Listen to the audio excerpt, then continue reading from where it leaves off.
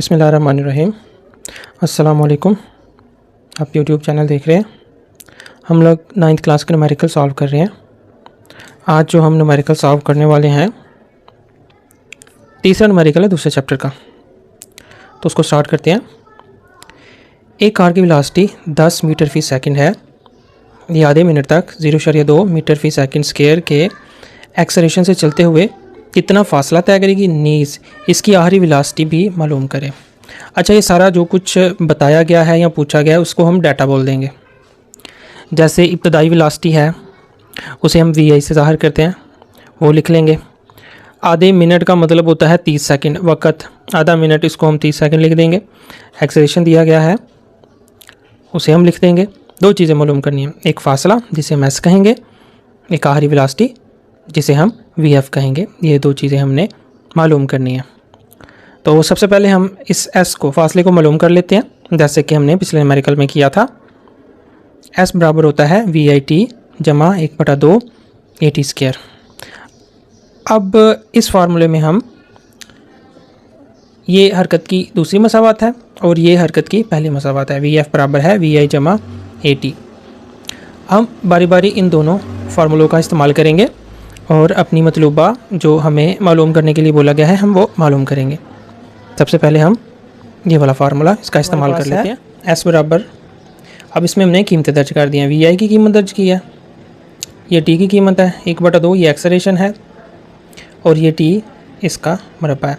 अब इसको हम हल करेंगे तो हमारे पास बड़ी आसानी से ये सिंपल से स्टेप्स हैं। यहाँ पर मरबा लिया इसका, इसको ओपन किया, इसको ज़रब दिया, 300 आ गया। अब हम इन दोनों को ज़रब देंगे तो 180 आ जाएगा हमारे पास। अब इन सब को हल करेंगे 90 आ जाएगा, दोनों को जमा करेंगे तो 390, ये हमारे पास फासला आ गया। नेक्स्ट हमने मालूम करना है आखिरी वेलोसिटी यानी कि वी एफ, जो कि बराबर होती है वी आई जमा ए टी के। तो वी आई की कीमत दर्ज करेंगे, एक्सेलरेशन हमारे पास है, टी भी है, कीमतें दर्ज करेंगे, हल करेंगे तो हमारे पास आखिरी वेलोसिटी आ जाएगी। वी एफ बराबर है 16 मीटर फी सेकंड। तो ये दो चीज़ें हमने मालूम करनी थी, हमने मालूम कर ली। नेक्स्ट न्यूमेरिकल है हमारे पास 2.4। एक टेनिस बॉल को 10 मीटर फी सेकंड की स्पीड से अमुदन ऊपर की तरफ हिट लगाई गई। बुलंद तरीन मुकाम तक पहुंचने में इसको 3 सेकंड लगे। गेंद ज़्यादा से ज़्यादा कितनी बुलंदी तक जाएगी, गेंद को ज़मीन पर वापस आने में कितना वक्त लगेगा, इसको हम ध्यान से अब समझ लेते हैं।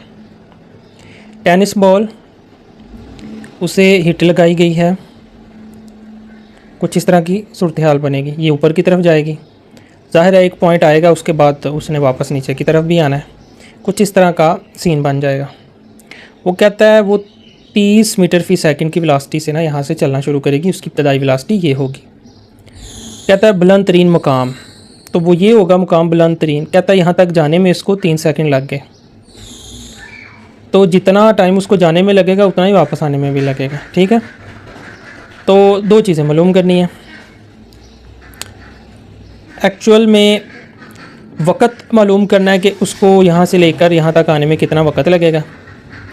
दूसरी चीज़ हमने मालूम ये करनी है कि यहाँ से लेके यहाँ तक इसकी जो बुलंदी है यानी कि तय करदा फासला है वो आखिर कितना होगा। तो इन सब चीज़ों को हम लिख लेते हैं। इब्तदाई वेलोसिटी वी आई 30 मीटर फी सेकंड, ग्रेविटेशनल एक्सेलरेशन जी की कीमत है 10 होती है। तो याद रखना है आपने इस बात को कि जब हम ऊपर की तरफ हिट लगाएंगे या जब कोई जिस्म ग्रेविटी के मुखालिफ सिमत में जब वर्क करता है या मुखालिफ सिमत में जब होता है तो हम -10 लगाते हैं। या आसान अल्फाज में आप ये कह दें कि जब कोई जिस्म ऊपर की तरफ हरकत कर रहा होगा, ज़मीन से ऊंचाई की तरफ जा रहा होगा, तब जी की कीमत हम माइनस रखते हैं। जब वो ज़मीन की तरफ आ रहा हो, ऊपर से नीचे आ रहा हो, तब हम जी की कीमत मुस्बत रखते हैं, जमा रखते हैं।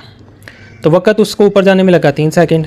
एक तो हमने बुलंदी मालूम करनी है, दूसरा हमने टाइम मालूम करना है कि वो वापस ऊपर से हो के आके कितनी देर में नीचे पहुंच जाएगा। तो ग्रेविटी के ज़ेर असर जो हरकत की दूसरी मसावत है वो कुछ इस तरह से हो जाएगी। एज बराबर है वी आई टी जमा 1/2 जी टी स्क्वायर। अब इन सब में हम कीमतें दर्ज कर देंगे। ये लिखा हुआ है गेंद की ज़्यादा से ज़्यादा बुलंदी 10 तरीके से मालूम की जा सकती है, क्योंकि गेंद की सीमत ऊपर की तरफ है। इसमें इसलिए जी की कीमत माइनस होगी। ठीक है, वो मैंने आपको बता दिया कि किस सूरत में हम जी की कीमत को जमा रखेंगे और किस सूरत में हम जी की कीमत को माइनस रखेंगे। कीमतें दर्ज कर देंगे, वी आई की, टी की, जी की और दोबारा से टी की, सारी कीमतें हमने दर्ज कर दी यहाँ पर। सिंपल से स्टेप्स हैं, उसके बाद हल करने के बाद आंसर आ जाएगा हमारे पास 45 मीटर। ठीक है, दूसरी चीज़ में हमने मालूम करना है, हमें ये तो पता है कि उसे ऊपर जाने में 3 सेकंड लगेंगे। अब हम उसको साबित करना चाहते हैं कि वापस आने में उसको कितना टाइम लगेगा। तो हम दूसरी सूरत में लिखेंगे, जब एक जिस्म ऊपर होगा, ऊपर उसकी जो इब्तदाई वेलोसिटी है वो 0 हो जाएगी जाके। ठीक है, अब हम देखने लगे हैं कि ज़मीन से इतना ऊपर है बॉल। अब उसको ये तो पता है कि इतना इधर जाने में 3 सेकंड लग गए, अब वापस आने में भी कितना टाइम लगेगा यही हमने जानना है। अब बॉल हमने चीज़ देखनी है, यहाँ से लेके यहाँ तक पहुँचने में एक बॉल को कितना टाइम लगेगा। तो इसको हम देख लेते हैं।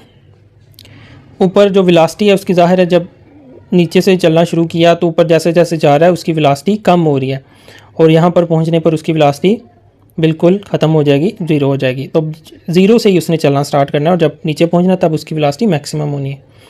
वी आई यहाँ पर 0 हो जाएगा। जी की कीमत देख लें, जब नीचे की तरफ आ रहा है तो हमने जमा की रखनी है। टाइम हमने मालूम करना है और हाइट हमें अभी मालूम है, वो 45 मीटर है, अभी हम मालूम कर चुके हैं।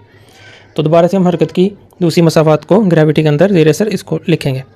वी आई 0, तो ये सारा 0 हो जाएगा। एच की कीमत 45 है, 1/2। ए एक्सेलरेशन 10 है, एक्चुअल में यहाँ पर ए नहीं, यहाँ पर जी है। ठीक है, ये जी है, जी टी स्क्वायर है। जी की कीमत 10 है, ये टी हम मालूम करना चाहते हैं।